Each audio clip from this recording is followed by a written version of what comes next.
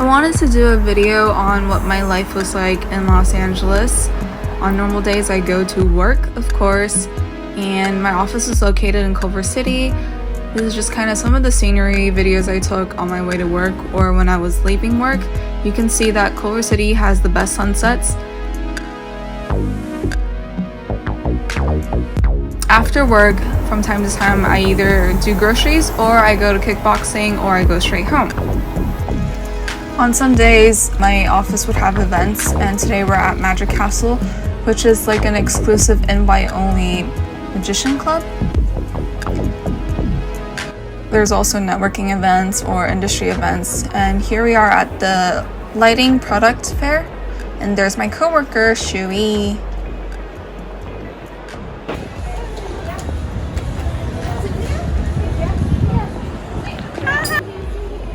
Since I live close to K-Town, I often grab food with my friends on our days off.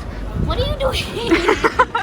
There was a long line, we waited a bit, but the food was worth the wait. We got a couple of different dishes, and I think the grilled shrimp mandu is definitely my favorite, but I also really like the spicy pork and rice. Highly recommended for both options. In this video, I kind of wanted to highlight what I do on my days off, and more specifically the cafes and the museums I go to. Back when I filmed this in February, I needed to meet up with Wenji to give her things I bought for her back in Taiwan. We're meeting up in Pasadena, so I had to take the metro since I don't have a car. You can see no one else takes the metro. I'm just kidding, it's a day off. I love going to Old Town Pasadena because they have a plethora of cafes. There's something really pretty about this street. While Wenji was grabbing Chinese New Year's lunch with her family, I went off to a cafe first to feed myself. I found a Venezuelan cafe, and the guy at the register helped me pick out a sandwich to eat. I got the pabellon arepa. I think that was pretty good pronunciation. And what it was is basically chicken with plantains, queso fresco, black beans. It was really good. Like, I still crave it to this day. So after that cafe, I went to another cafe to meet up with Wenji, and this one is ube everything. Yeah, it was still 50 cents, but I just didn't want that much boba. This is why I kind of hate being black. After meeting up with Wenji, I headed back, but I caught this beautiful sunset, so I wanted to include this in the video. I'm gonna take myself out today and go watch Little Women with the free AMC ticket I got. Em decided that she was gonna take the day off, my roommate. So I'm waiting for her, and I already called the Uber to go to Westfield Century City. I just thought I might as well. I noticed on the map that I was gonna pass by the Museum of Tolerance, so I figured might as well go hit it up. Just gotta find a way to cross.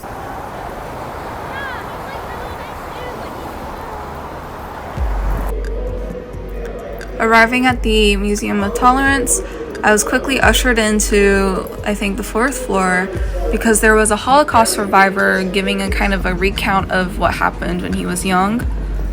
Overall, the entire museum is dedicated to understanding the Holocaust and its historic and contemporary context. The museum also highlights other instances of discrimination throughout history, such as black soldiers during World War II fighting for America but yet denied their own rights in America. And if you go down to the basement, you'll find this interactive media lab that really takes you through what discrimination and prejudice looks like today. You know what I mean? So recognize that. I was way out of line there. I'll admit it. We're all more tolerant than that. Sure. I love foreign people. We all do. This is the great melting pot. Sometimes it's just funny, that's all. Through the door of your choice. Oh my gosh. I have to be honest. In case you're wondering, both doors lead to the exact same place. And so you kind of see like a modern day setting, and they have interactive screens and stuff. From present day, they take you back down to what it was like when Holocaust started. I think this is my third cafe in this video. Yellow House Cafe is located also in K-Town, and as you see, there's a yellow house, but in the back there's this whole entire area. But today I'm here with Emily, who's studying, but I'm here to just hang out with Lena. This cafe, the food wasn't that superb, but if you're just here and you want a pretty place to hang out with your friends, it's great. It's really cozy. People here are pretty quiet, and the furniture here is really pretty. So while I was waiting for Lena to finish up, I decided to take some videos of their furniture and their decor.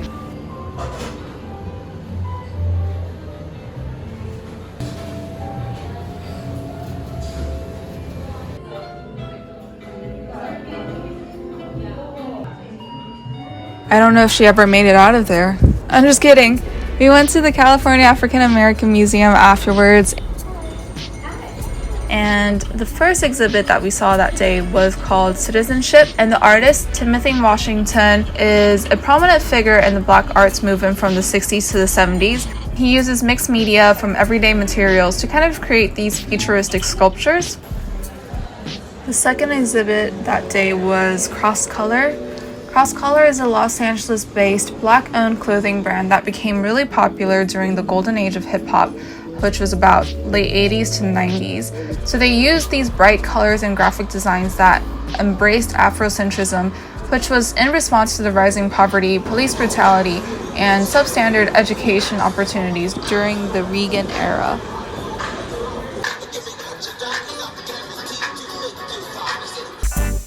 Overall, that was kind of my cafe and museum life in Los Angeles, and soon I'll follow up with the nature life of Los Angeles.